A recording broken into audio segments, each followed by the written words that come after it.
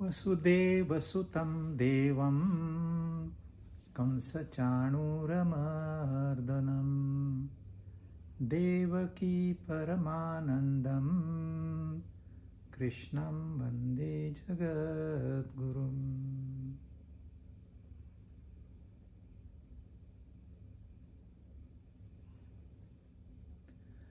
इस वक्त हम छठा अध्याय जो है भगवद गीता का उसका अध्ययन कर रहे हैं। इसका नाम है ध्यान योग। थ्रू आउट द चैप्टर हमको ये ध्यान रखना है कि हम क्या पढ़ाई कर रहे हैं। हम ध्यान के बारे में पढ़ाई कर रहे हैं। जो प्रक्रिया हमें बताई गई है वह है ध्यान। तो हर श्लोक में ध्यान, इसके ऊपर कंसंट्रेशन होना चाहिए, तब होगा ध्यान। ये टाइटल यूं ही नहीं दिए हुए हैं। ये जो शीर्षक है ध्यान योग, कर्म योग, सांख्य योग, इनका मतलब है जब हम कोई अध्याय शुरुआत करते हैं उसका जो शीर्षक है, जैसे पहले अध्याय था अर्जुन विषाद योग। विषाद योग के ऊपर ध्यान देने की जरूरत नहीं है क्योंकि वो तो हमारा रोज का अनुभव है।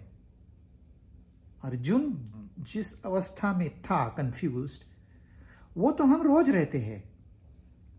लेकिन फिर उन्होंने इस ग्रंथ का जो प्रयोजन है वो बताया दूसरे अध्याय में सांख्य योग। जो तत्व है उसके बारे में बताया, और तत्व के ऊपर ध्यान देना बहुत मुश्किल है। लेकिन तीसरा, चौथा, पांचवा जो 3 ये अध्याय है ये कर्म से डील करते थे। कर्म क्या है, कर्म क्यों करना है, कर्म कैसे करना है, फल का क्या रिश्ता है, हम कर्म से निवृत्त कैसे हो जाएं, इसका ये सारा प्रक्रिया थी। अब जब हम कर्म से निवृत्त हो गए हैं तो थोड़ा ध्यान करें। क्या किया हमने, हमारा क्या प्रयोजन है, जो दूसरा अध्याय में बताया उन्होंने, और अब हमें वो क्या प्रक्रिया बता रहे। तो अभी छठे अध्याय में हमको वो ध्यान योग बता रहे। बहुत लोगों की ये गलत फहमी है कि आधा घंटा 1 घंटा बैठ जाओ, आंखें बंद करो, उठो, आपका ध्यान हो गया, आपको और कुछ नहीं करना है। ये सारी साधनाएं है ना, ये इनमें से ध्यान एक साधना है। और ये जो हम बैठते हैं ये क्यों करना है, क्योंकि हम ध्यान नहीं कर पा रहे हैं। ये सिर्फ अभ्यास है, ये ध्यान नहीं है। बहुत बड़ी इंडस्ट्री है योगा एंड मेडिटेशन दुनिया में। लोग पैसा कमाने के लिए, नाम कमाने के लिए, इज्जत कमाने के लिए, फॉलोअर्स बढ़ाने के लिए ध्यान कराते हैं। कोई कोई तो प्राणायाम कराते हैं, बोलते हैं आपका ध्यान हो गया, आपका कल्याण हो गया, अब आपको कुछ करने की जरूरत नहीं है। और आप जब दुनिया में जाते हो तो सारा ध्यान भटक जाता है। तो क्या किया आपने, what did you achieve ultimately. ध्यान यानी कि जो हमारा उद्देश्य है, जो व्याख्या उन्होंने दूसरे अध्याय में की थी, उसको 24/7 हमारे दिमाग में रहना चाहिए।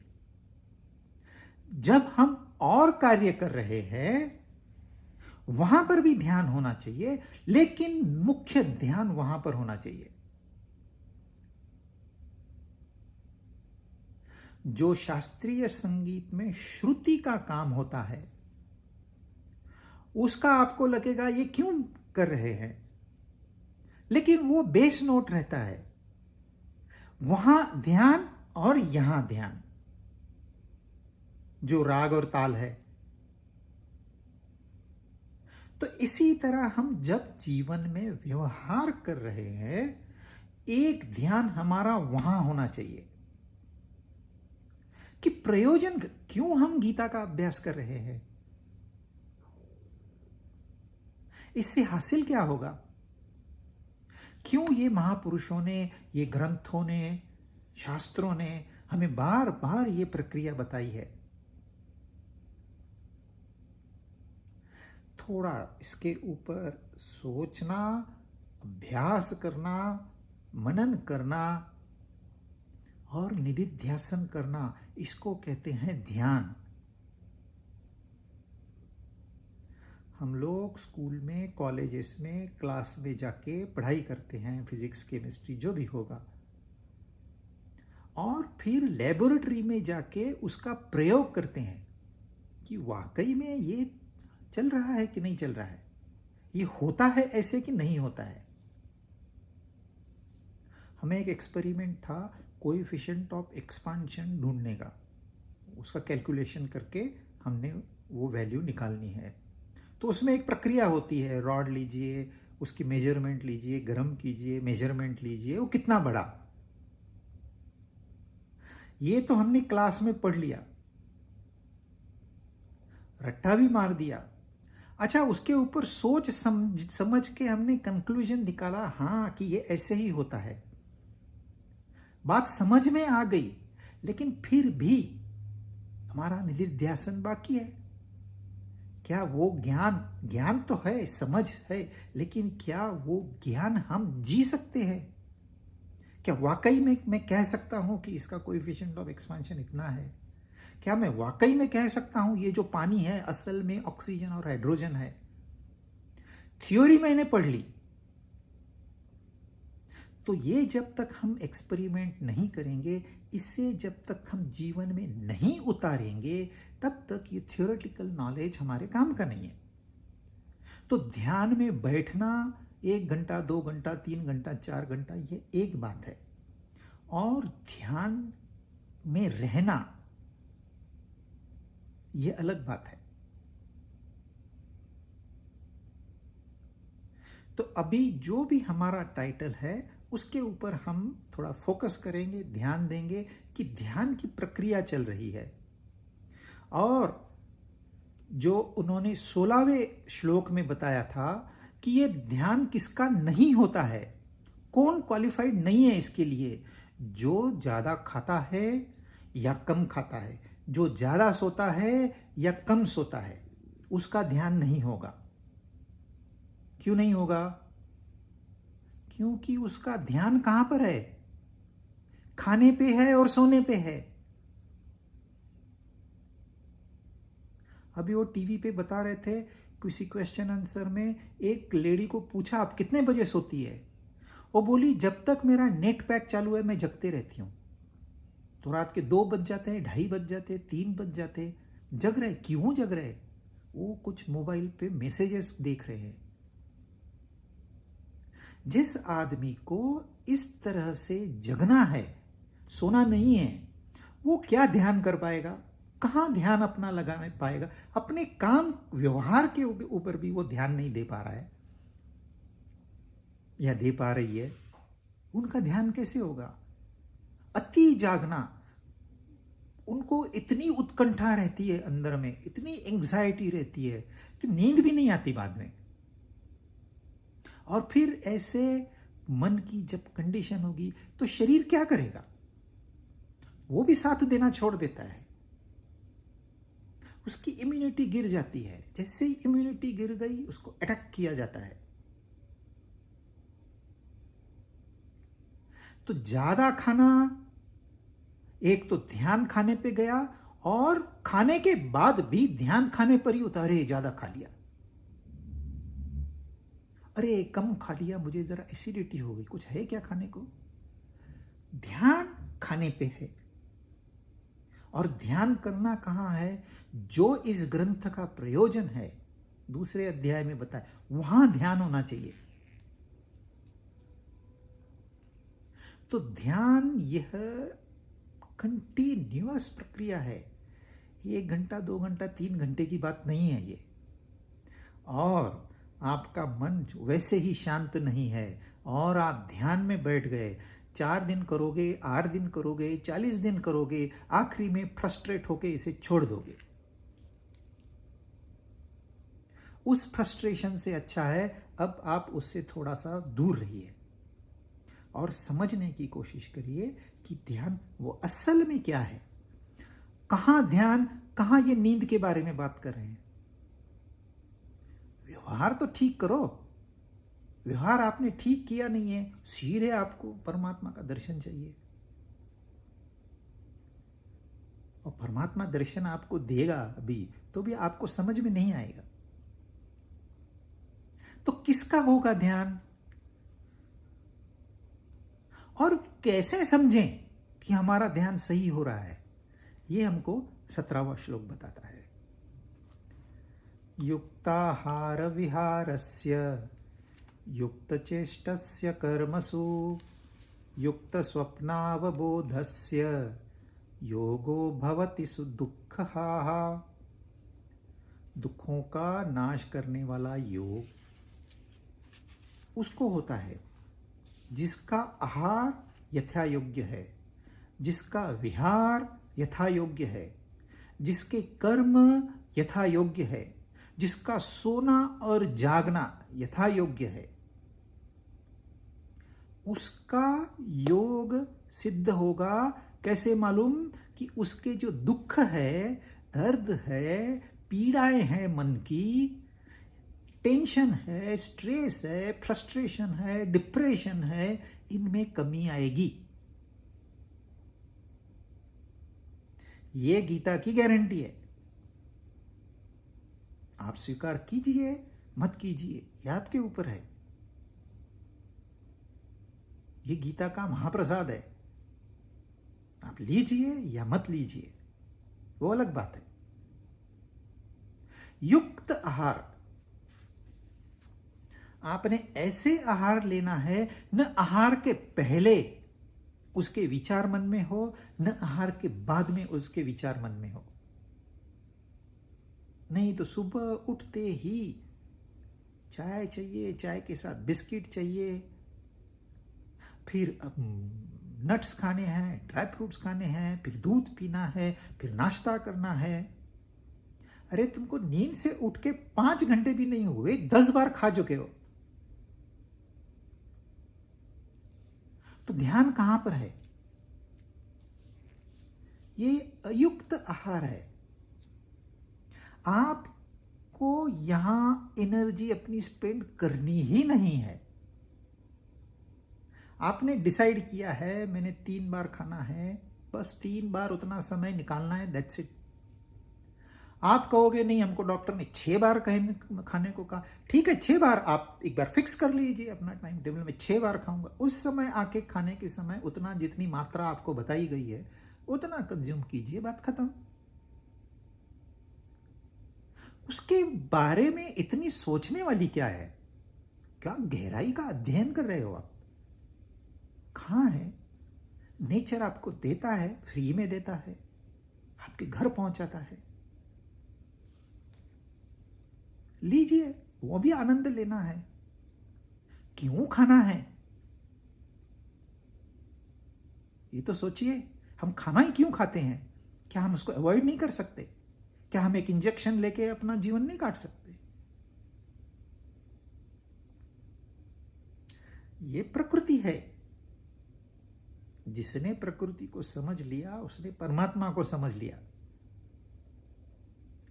प्रकृति के कुछ नियम हैं। आपको प्राकृतिक खाना है। जो प्रोसेस्ड फूड है, नो टच। लेकिन बच्चों को तो मैगी अच्छी लगती है, लेकिन आपको क्यों अच्छी लग रही है? Why are you concern? आप अपना सोचिए। वो संस्कार बच्चों को अपने आप मिल जाएंगे। नहीं, लेकिन आजकल तो फैशन है, सारे बच्चे। अरे सारे बच्चों का ठेका आपने थोड़ी लिया है। ये टीवी, ये मोबाइल, ये आपको बॉम्बार्डमेंट करता है कि आप नैसर्गिक खाना मत खाओ, जो हमने प्रक्रिया किया है वो खाओ। क्यों? हमारा को अपना मुनाफा बढ़ाना है भाई, तुम्हारी सेहत से हमें क्या लेना है? तो आप अपनी सेहत भी दे रहे हो और ऊपर से पैसे भी दे रहे हो। ये कौन सा तरीका है? इसलिए नेचर को समझिए। नेचर आपको हमेशा एक संदेश देता है। सीजन चेंज होता है, रोज सेम क्लाइमेट नहीं होगा। आपको एक संदेश है। सीजनल सब्जियां देता है, सीजनल फ्रूट देता है, या आपको संदेशा देता है। आपने गलत खा लिया, अंदर से आपको पता चलेगा मैंने गलत खा लिया। ज्यादा खा लिया, अंदर से आपको पता चलेगा मैंने ज्यादा खा लिया। कम खा लिया तो भी आपको पता चलेगा मैंने कम खा लिया। प्रकृति आपसे बात कर रही है, आप सुनना नहीं चाहते, इसलिए वो अयुक्त। कैसे भी खाओ, कैसे भी रहो। डायबिटीज हो गया तो भी कंट्रोल नहीं है, डॉक्टर ने बता दिया तो भी कंट्रोल नहीं है, थ्रेट किया डॉक्टर ने तो भी कंट्रोल नहीं है। तो अब गीता क्या? गीता ने तो देखिए 5000 साल पहले बताया है, युक्त आहार, योग्य आहार। अच्छा, आहार खाली भोजन नहीं है। हम जो आंखों से देखते हैं, जो दृश्य हम देखते हैं, रंग और रूप, ये भी तो आंखों का आहार है। जो हम कानों से सुनते हैं वो भी तो कानों का आहार है। और हमारे शास्त्रों ने अलग अलग नमूने से बताया, जैसे हाथी के कान है ना, कान पे तो शब्द आएंगे, लेकिन कौन किसको अंदर जाने देना है, किसको बाहर रखना है, इसलिए इतने बड़े बड़े कान हैं। तो ये आहार जो है, इसको हम कैसे नियंत्रित करें, ये अलग विषय है। लेकिन नियंत्रित करने की सलाह यहां दी है, यदि आपको ध्यान देने की अपनी जो काबिलियत है उसको सुधारना है। तो नहीं सुधारना है तो ये पढ़ने की जरूरत नहीं है। वैसे ही युक्त विहार, आप समाज में चलते हो, कैसे चलते हो, बैठते हो, कैसे बैठते हो, चार लोगों में बातचीत करते हो, कैसे करते हो, क्या मनोरंजन के साधन है आपके, कैसे टाइम पास करते हैं, या कैसे अपने समय को अच्छे काम में लगाते हो। ये हो गया युक्त विहार। ये डिसाइड करेगा आपके अंदर में क्या है। भोजन तो मैंने कर लिया, लेकिन मुझे पहले ही पेट में बीमारी है। भोजन मैंने बराबर सही किया है, लेकिन मेरे पेट में बीमारी है, मुझे कुछ चीजें नहीं खानी चाहिए थी, मैंने खा ली, तो अंदर रिएक्ट होगी कि नहीं। डायबिटीज है और मैंने मीठा खा लिया, तो अंदर रिएक्शन होगी कि नहीं। डायबिटीज अंदर में है, बाहर से नहीं दिखती। वैसे ही हमारे मन में कितनी भावनाएं हैं, कितनी इच्छाएं हैं, कितने राग द्वेष भरे पड़े हैं। मुझे ये अच्छा लगता है, मुझे वो नहीं अच्छा लगता, तो इसकी रिएक्शन होगी। यह रिएक्शन आपके कर्म में दिखेगी। लेकिन विहार, आपने अपनी दिनचर्या फिक्स की है, आपको पता है क्या देखना है, कितना देखना है, क्या सुनना है, कितना सुनना है, आपने सारा अभ्यास कर लिया है, युक्त विहार है। तो जो अंदर में उसकी रिएक्शन है वो आपको पता भी नहीं चलेगी। आपने खाना खाया, आप भूल गए, आपने दृश्य देखा, आप भूल गए। बहुत सुंदर है, घटिया है, नो रिएक्शन, क्योंकि अपने अंदर में राग द्वेष ही नहीं है। तो सुंदर है तो है, घरा घटिया है तो है, दोनों समान है। संसार में हर चीज सुंदर थोड़ी होगी। आंख देखने के लिए है, आपको किसने कहा है प्रतिक्रिया देने को हर चीज में? क्योंकि वो राग द्वेष जो बैठे वो शांत नहीं बैठने देते इंसान को। ये मन है, बड़ा विचित्रम है ये मन, ये आपको चैन से बैठने नहीं देगा। आपका अपना मन, मेरा अपना मन, ये सिर्फ भटकाता है, इसका काम है भटकाना। जो भटकता हुआ परमात्मा है वो है हमारा मन। जब यह मन स्थिर हो गया तो इसका परिवर्तन परमात्मा में हो गया। युक्त कर्म, जो भी हम संसार में रिएक्ट करते हैं, मैं आपसे बात कर रहा हूं तो मेरी बात कैसी होनी चाहिए? मेरा काम है यहां जो लिखा है उसको समझाना। क्या मैं उसके लिए कोशिश कर रहा हूं कि यूं ही अपना खाली नाम बढ़ाने के लिए, पैसे कमाने के लिए कुछ तो बता रहा हूं? इसका मुझे बाद में पता चलेगा मेरा इंटेंशन क्या है। तो कर्म या तो मैं करूंगा अपने स्वार्थ के लिए, और ये मुझे गाड़ी लेनी है, मुझे ओवर टाइम करना है, मुझे पैसे जमा करने हैं, पार्ट टाइम में गीता क्लास लूंगा, मुझे और पैसे मिलेंगे।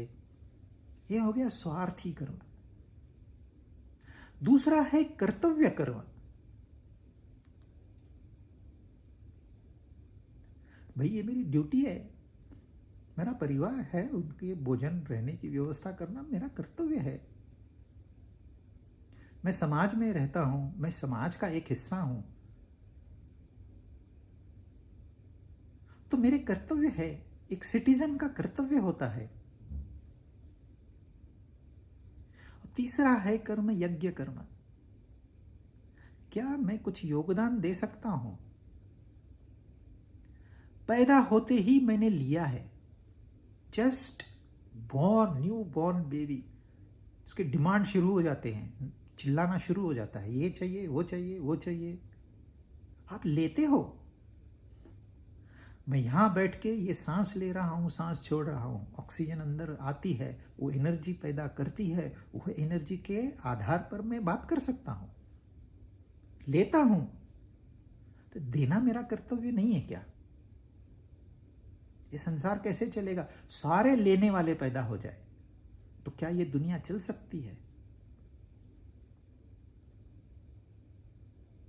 तो देना भी तो हमारा कर्तव्य है।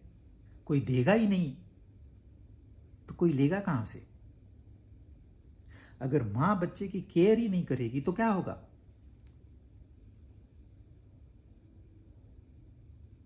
तो कर्म करते वक्त यह सोचना है कि यह कर्म का प्रयोजन क्या है। टाइम पास करने के लिए कर्म नहीं करते। इच्छाएं पूर्ति के लिए जो कर्म आप करते हो वह टाइम वेस्ट है, वो कर्म में नहीं आएगा। सिर्फ आपका कर्तव्य कर्म और यज्ञ कर्म, इसका ही हिसाब होगा। क्यों? अभी हमने इस टॉपिक को कितना लंबा खींचा है। वैसे ही युक्त स्वप्न बोधस्य, हम जागते हैं, बोधस्य, हमको संसार का पता चलता है, हम सोते हैं तब संसार कट ऑफ रहता है। तो इसका कुछ रेशो है। नींद बहुत आवश्यक है। आप कम सोओगे, आपकी सेहत टूट जाएगी। जब होता है कुछ प्रॉब्लम तब इंसान बोलता मेरे साथ ऐसे क्यों हुआ? अरे तू कितने घंटे, कितने बजे सोता था, कितने बजे सोती थी? 12-12, 1-1 बजे तक फोन चालू है, तो सेहत पे असर नहीं होगा। जो हमको 7-8 घंटे की नींद होती है उसमें हमारे बॉडी का रिपेयरिंग शुरू है। आप सो गए हो लेकिन आपके प्राण तो काम कर रहे हैं, हार्ट पंपिंग बंद होता है। वो एक एक जगह पे ध्यान देके उसको दुरुस्त करता है, एक एक पार्ट में। उसको 7-8 घंटे लगते हैं, तो आपको वो समय देना है। तो जब आपकी नींद खुलेगी आप एकदम ताजे, फ्रेश। कम नींद हो गई, रिपेयरिंग नहीं हो गया, उतना पोर्शन कुछ छूट गया, फिर दूसरे दिन छूट गया, फिर तीसरे दिन छूट गया, बॉडी कोशिश करेगी, जो प्रकृति है वो कोशिश करेगी उसको ठीक करने की। आप समय दोगे ही नहीं तो वो क्या करेगी? आप प्रकृति के विरुद्ध खड़े हो, प्रकृति क्या करेगी? फिर एक दिन जब कैंसर होता है तो पता चलता है मुझे हुआ। क्यों हुआ? ये कोई नहीं सोचता है। डॉक्टर नहीं आपको बताएगा आपकी लाइफस्टाइल चेंज करो। बीपी बढ़ गया, डॉक्टर नहीं बताएगा लाइफस्टाइल चेंज करो। आपने सोचना है कितना सोना चाहिए, मतलब कितना हम संसार से दूर रहें, कितना जागना चाहिए, कितना संसार में हम। कोई लोग सोते नहीं है, जागते हैं लेकिन कुछ नहीं करते, नो रिएक्शन। उनको जोक बताओ, नो रिएक्शन। गीता का श्लोक बताओ, नो रिएक्शन। कोई लेना देना ही नहीं है, एज गुड एज स्लीपिंग। वो संसार में है ही नहीं। तो इसको योग्य करना है, सारे व्यवहार योग्य करने हैं, दुरुस्त करने हैं, रिपेयर करने हैं, रीजनोवेट करने हैं। जो पीछे हो गया वो हो गया, उसे भूल जाइए। जो आगे होने वाला है उसके हम जिम्मेदार अब है, इस वक्त और यहां पर है। अब हमें सोचना है अब मैं क्या करूं। पीछे छोड़ दो, हमको तो एजुकेशन नहीं मिला, हमको तो ये कुछ नहीं मिला, प्रॉपर्टी नहीं मिली, ये सब छोड़ दीजिए। Past is gone. अब आपके पास यह समय है, इसको आप कैसे बिताना चाहोगे। फिर वही रोना धोना, वही खाने की चिंता,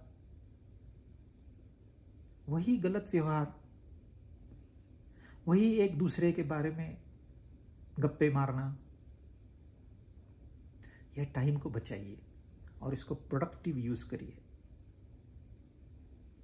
फिर आपको पता चलेगा धीरे धीरे आपके दुख कम हो गए हैं, यानी कि आपकी ध्यान की प्रक्रिया सुधर गई है।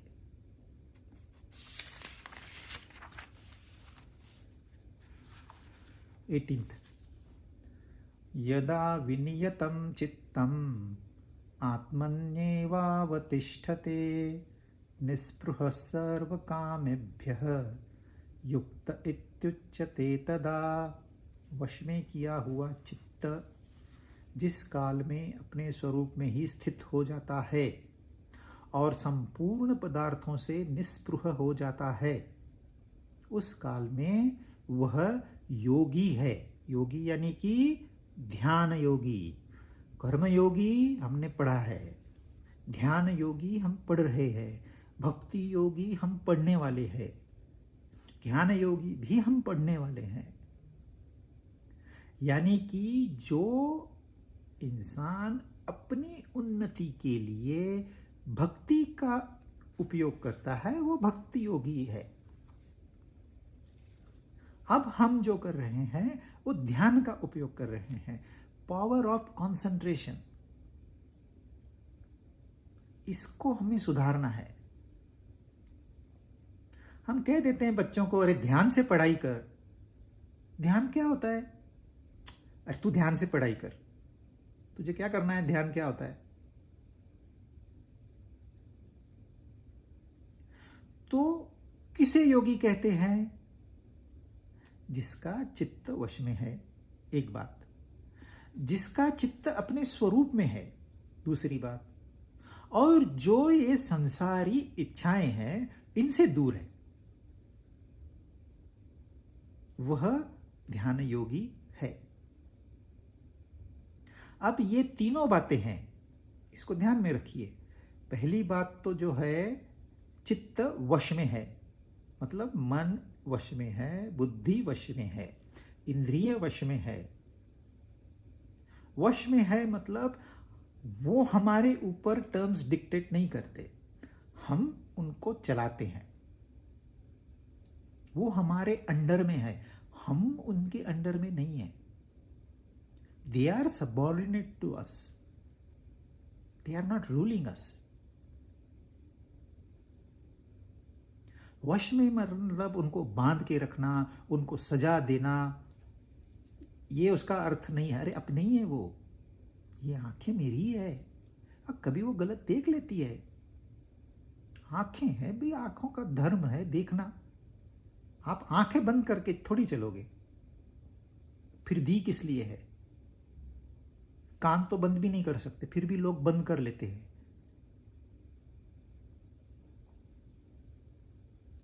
वश में करना मतलब उनको दिशा देना। गलत राह से मत चल, सही राह से चल। बस ये थोड़ा ऐसे ऐसे ऐसे ऐसे गाइड करना है। आप हाईवे पे जाते हो, आपको बताते हैं आपका डेस्टिनेशन राइट में है, फिर आगे जाओगे बोलेंगे आपका डेस्टिनेशन लेफ्ट में है, फिर आगे जाओगे आप बोलेंगे आपका डेस्टिनेशन सीधा है। बस वही करना है। मन को भी दिशा देनी है, इंद्रियों को भी दिशा देनी है, बुद्धि को भी दिशा देनी है। हम कर सकते हैं। We are supreme. और यही उन्होंने कहा है, यह चित्त अपने स्वरूप में स्थित होना चाहिए। मेरा स्वरूप वो क्या है? I am supreme. मैं वो आनंद हूं, मैं वो संतोष हूं, मैं आत्मा हूं, मैं परमात्मा हूं। यह मेरा स्वरूप है। इस स्वरूप में यदि मेरा ध्यान स्थित है, ये संसारी प्रॉब्लम्स क्या है? प्रॉब्लम्स है।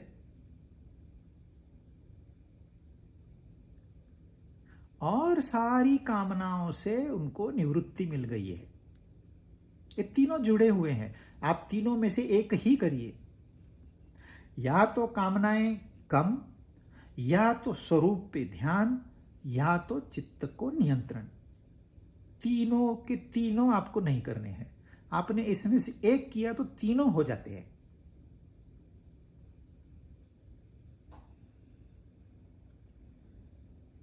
इंसान की इच्छाएं बढ़ने का काम करती है, घटने का काम कभी नहीं करती। वो बढ़ते ही जाएगी। आपको लगेगा अभी बस ये एक मेरी इच्छा पूरी हो गई, हो गई। आप पूरी करो, दूसरी खड़ी है। चलो इसको भी पूरा करते हैं, तीसरी खड़ी है। आप 100 साल तक इच्छा पूरी करते रहो, 100 साल के बाद में भी एक इच्छा है, खड़ी है, तो पूर्णता तो कभी मिलेगी ही नहीं। यह संसार ऐसे नहीं बना है कि आपकी सारी इच्छाएं पूरी कर देगा।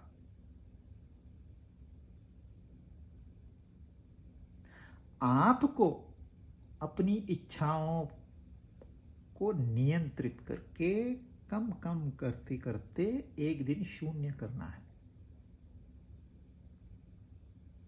यह अपनी साधना है। बाहर से कोई अपने लिए साधना नहीं करेगा।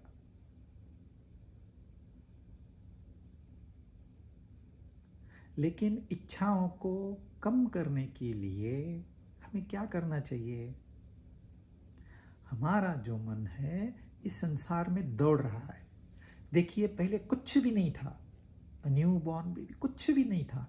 जैसे ही आंखें खोली, दृश्य दिखाई दिए,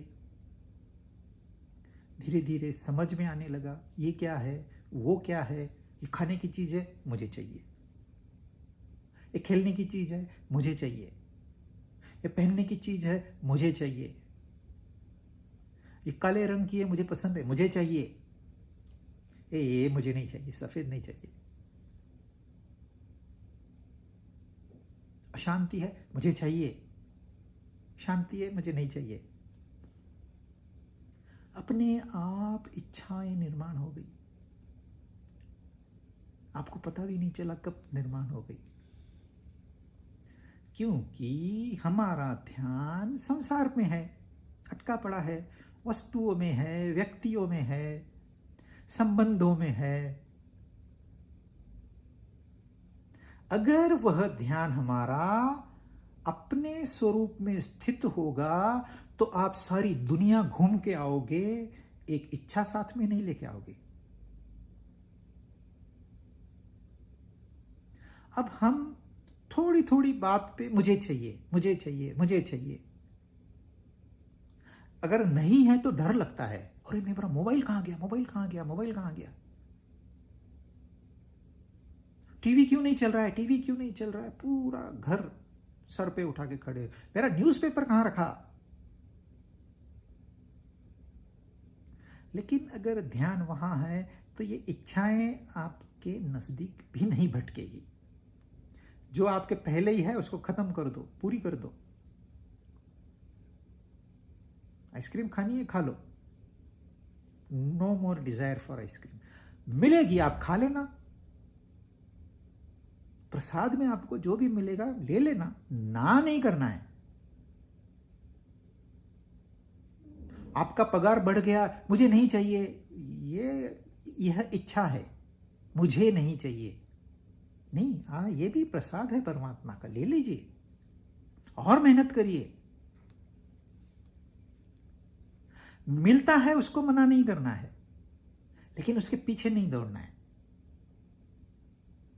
ये तब मुमकिन है जबकि या तो अपना मन वश में है, इंद्रियां वश में है, या फिर अपना ध्यान परमात्मा में लगा हुआ है। सो बहुत आसान तरीका है कि हमारे ध्यान में अपना स्वरूप रहे। अरे मैं आनंदी हूं, ये क्या मैं झंझट में फंस गया, क्यों मुझे दुख, उसने दुख दिया, उसने दुख नहीं दिया, मैं अपना स्वरूप भूल गया हूं। लेकिन गाली तो उसने दी, अरे उसने दी, मैंने क्यों ली? जब अपना स्वरूप का ध्यान रहेगा ना, तो आपको पहले तो गाली सुनाई भी नहीं देगी।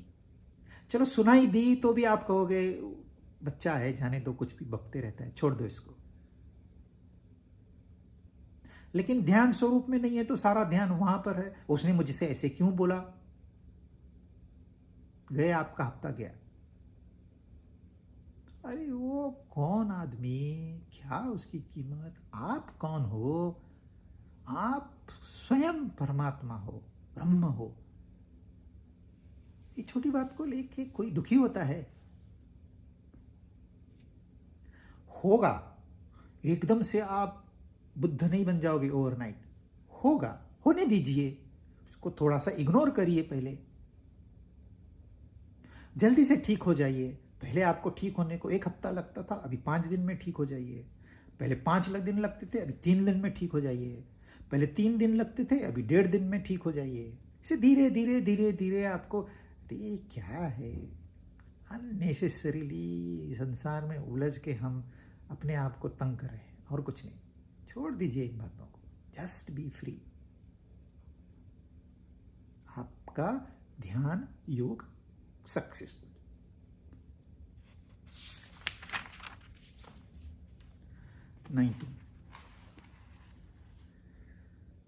यथा दीपो निवातस्थः निगते सोपमा स्मृताः योगिनो यतचित्तस्य युञ्जतो योगमात्मनः।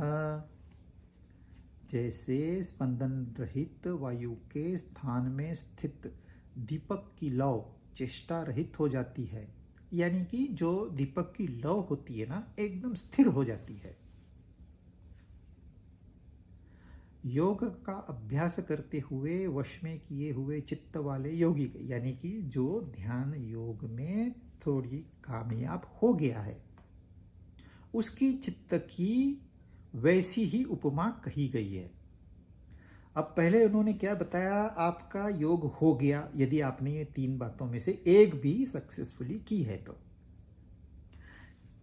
तो फिर वो कृष्ण भगवान खुद कर रहे हैं, गीता खुद कह रही कि मैं उपमा देके समझाता हूं। उनको पता है 18वां श्लोक इतनी आसानी से समझ में नहीं आया है, इसलिए 19वां श्लोक में वो दृष्टांत दे रहे हैं। जनरली हम ये समझाने के लिए दृष्टांत देते हैं, यहां गीता खुद दृष्टांत दे रही है। उसका मन कैसे होगा? जिसने ध्यान योग किया है सही माने में, उसका मन कैसे होगा? जब वो पूरे संसार में है, जॉब भी कर रहा है, व्यायाम भी कर रहा है, मित्रों के साथ में भी है, रिश्तेदारों के साथ में भी है, घूमता फिरता है, फिर भी उसका मन कैसे है? स्थिर। कैसे स्थिर? जैसे वो दीपक की लौ स्थिर हो जाती है। जिसने दीपक का इस्तेमाल किया है उसको पता है, थोड़ी हवा आएगी ना, वो फ्लिकर होती है, फ्लेम। लव यानी कि फ्लेम, वो फ्लिकर होती है। फ्लिकर होती है तो क्या होता है, वो रोशनी नहीं देती। और दीपक किस लिए होता है? रोशनी देने के लिए होता है। तो क्या करते हैं, उसको एक क्लियर ग्लास, साफ सुथरा एक कांच का ऐसे कवर करते हैं, उसको चिमनी कहते हैं, कि जितनी मात्रा में हवा चाहिए अंदर उतनी ही जाएगी। वह हवा अपना काम करके ऊपर से गर्म होकर बाहर निकल जाएगी। चिमनी लगा दी आपने, अब वो दीपक की जो लौ है एकदम स्थिर है। यदि आपने नहीं देखी है तो देखिए, देखना भी बहुत सुंदर लगता है। आपका मन करेगा इसका मैं फोटो ले लूं जब वो स्थिर होगी। तो यह जो लौ है, यह जो फ्लेम है, यह है हमारा मन। और ये जो हवा चल रही है ना, ये संसार से आई हुई हवा है। इच्छाएं, कामनाएं, राग द्वेष, गुस्सा, लोभ, लालच, इस सब की हवा है। जब यह हवा मन को लगती है तो मन उद्विग्न हो जाता है। यह तो अनुभव सबको है, मन की उद्विग्नता सिखाने की जरूरत नहीं है, वो सबको मालूम है। तो ऐसे उद्विग्न मन किस काम का? ये तो डिजीज है जो आपको चैन से बैठने नहीं देगा, चैन से उठने नहीं देगा, चैन से चलने नहीं देगा, चैन से सोने नहीं देगा, चैन से खाने नहीं देगा। ऐसे फ्लिकरिंग फ्लेम क्या काम की? जो रोशनी नहीं दे रही है क्या काम की? ये जो हम चिमनी ग्लास का कवर लगाते हैं, ये है गीता का ज्ञान। एक बार मन को इस ज्ञान से हमने कवर कर दिया, वो मन ऐसे स्थिर हो जाएगा मानो कोई वस्तु है। वो फ्लेम नहीं है, किसी ने तो पत्थर ऐसे रख दिया है पीले रंग का, पॉलिश करके, वो भी इतनी वो स्थिर होती है, सॉलिड। और काम क्या करती है? कंटिन्यूअस रोशनी देती है और अपनी जो कामनाओं का तेल है उसको धीरे धीरे धीरे धीरे कम कर देती है, और जो अहंकार की वो विक है उसको जला देती है। कृष्ण भगवान कहे यह उपमा है, इस उपमा से आप समझ लीजिए कि ध्यान योगी कैसे होता है।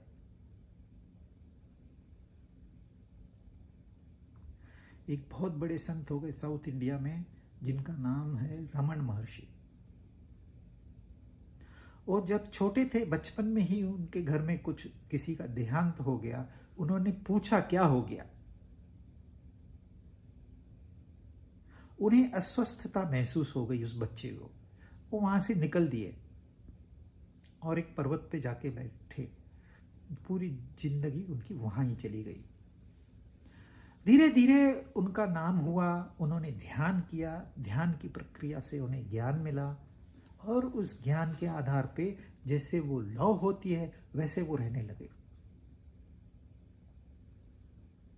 अब आप देखोगे आश्रम में लोग आते हैं, बोलते हैं हमको उपदेश कीजिए, हमको समझाइए, हमको ये श्लोक नहीं समझ में आया, ये मन कैसे स्थिर होता है हमको बताइए।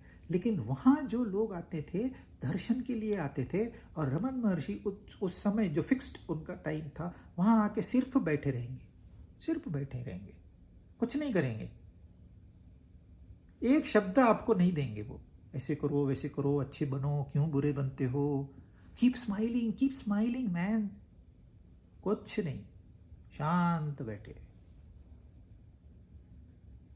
हजारों की तादाद में लोग आ रहे हैं, इंडिया से आ रहे हैं, फॉरेन से आ रहे हैं, हाथ जोड़ के निकल जाते हैं। लेकिन हजारों में एक इंसान ऐसे होता है जो कहता है मुझे रमन महर्षि बनना है।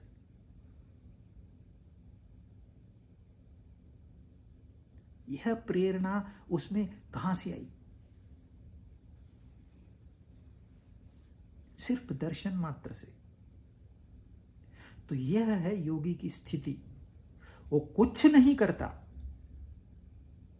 खाली बैठे रहेगा तो भी लोग उससे प्रेरणा ले लेते हैं और अपना जीवन सफल बना लेते हैं। बहुत बकबक करने वाले, बहुत लेक्चर देने वाले काम के नहीं होते।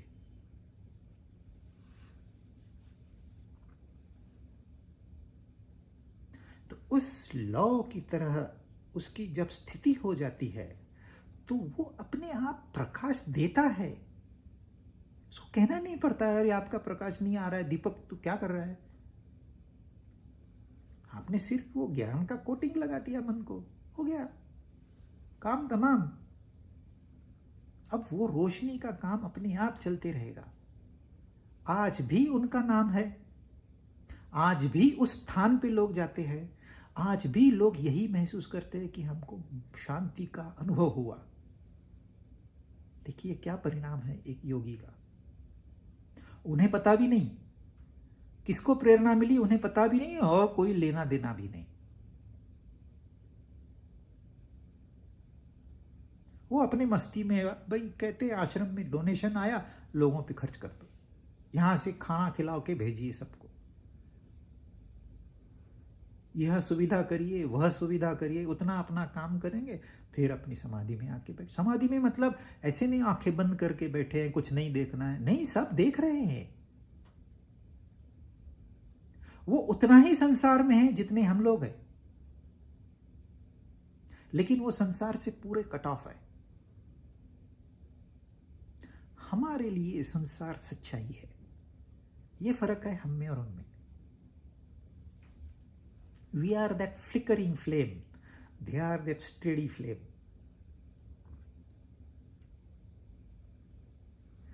मन को इस तरह से स्थित करने से सारे काम हो जाते हैं। करना कुछ नहीं पड़ता। एक उदाहरण नहीं है, ऐसे अनेक उदाहरण हैं। इसलिए कहते हैं कि यदि आपके पास एक वाइज पर्सन है, just one wise person in whole of the village town, वहां भले 100 पापी होने दीजिए, वो एक आदमी कुछ नहीं करेगा, जस्ट उसका प्रेजेंस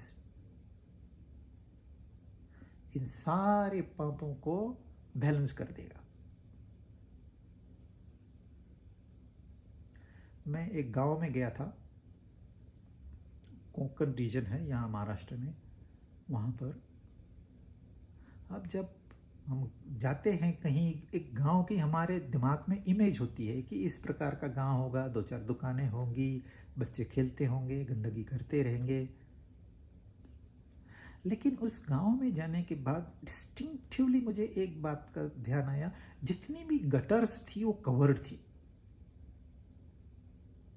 स्मेल नहीं गंदा कोई। गांव है छोटा, 100 घर भी नहीं रहेंगे वहां पर, लेकिन साफ सफाई है, आसपास में खेती का काम चल रहा है, एक साइड में जंगल है और पीसफुल, जैसे कि एकदम डिसिप्लिन लोग रहते हैं वैसे रह रहे हैं। तो मैंने, ये यहाँ कोंकण का गांव है, ये अपने महाराष्ट्र का गांव है, ये इंडिया का गांव है। तो जिसके पास मैंने उनको पूछा कि आपका गांव तो बड़ा साफ सुथरा, अच्छा, शांत लग रहा है।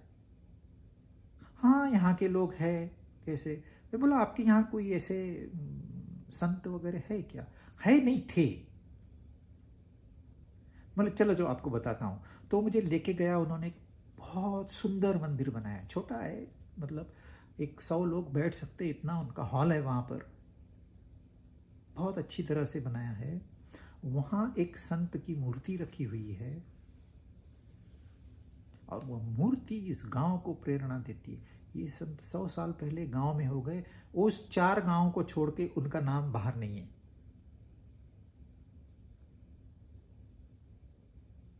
लेकिन वो तो है नहीं, थे, लेकिन लोगों को आज भी प्रेरणा मिल रही है। वो ज्योत थी लेकिन आज भी रोशनी मिल रही है, आज भी प्रकाश मिल रहा है।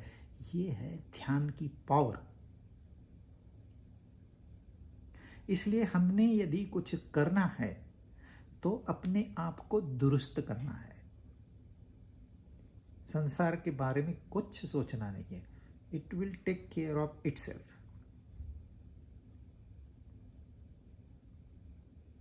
क्योंकि संसार में कभी भी एक चीज नहीं होती सारे लोग अच्छे हो गए, ऐसे नहीं होगा, या सारे बुरे हैं ऐसे भी नहीं होगा।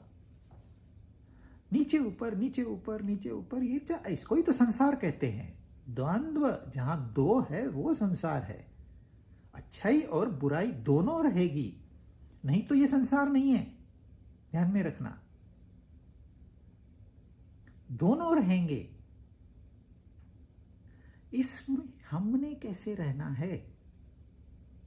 इस साइड में बुराई है, इस साइड में भलाई है। यहां 100 कौरव है, यहां 5 पांडव है। हम है श्री कृष्ण।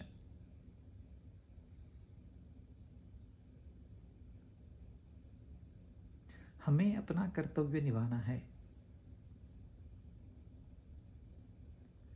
कृष्ण भगवान अपने ध्यान में बैठते थे, मतलब अपने घर में आके बैठते थे। जब किसी भक्त ने उन्हें याद किया, जाके उसकी समस्या सुलझा के फिर अपने स्थान में बैठ जाते थे। कोई लेक्चर नहीं, मैं आपको समझाऊंगा यथा दीपो निवातस्थो, कोई नहीं। एक बार उन्होंने अर्जुन को बता दिया, वो भी कहां? युद्ध भूमि में। द्वंद्व संसार के बीच में। ये ज्ञान संसार के बाहर जाके नहीं लेते, वो तो थियोरेटिकल ज्ञान हो गया।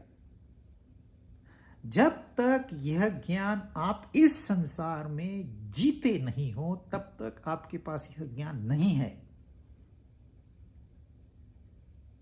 कोई इंसान कह दे मैं 2 घोड़ों पे सवार हो सकता हूं, मैं दोनों हाथ में तलवार लेके भाग सकता हूं, मैं दोनों हाथ से तलवार चला सकता हूं, लेकिन तूने कभी युद्ध में गया है? वो मुझे मत कहिए, वो मैं नहीं करूंगा। मुझे युद्ध से बड़ा डर लगता है।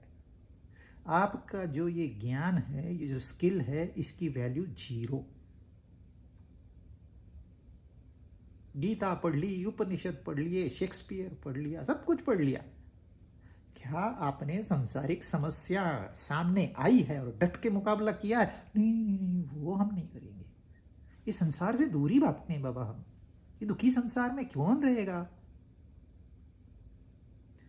आप संसार नहीं छोड़ सकते। You are dependent on this world. You are born as a part of this world. यहां रह के, यहां व्यवहार करते हुए वहां का ध्यान होना चाहिए, तो आप ध्यान योगी है। बाकी थोड़ा डिफिकल्ट लग रहा है, नेक्स्ट टाइम करें।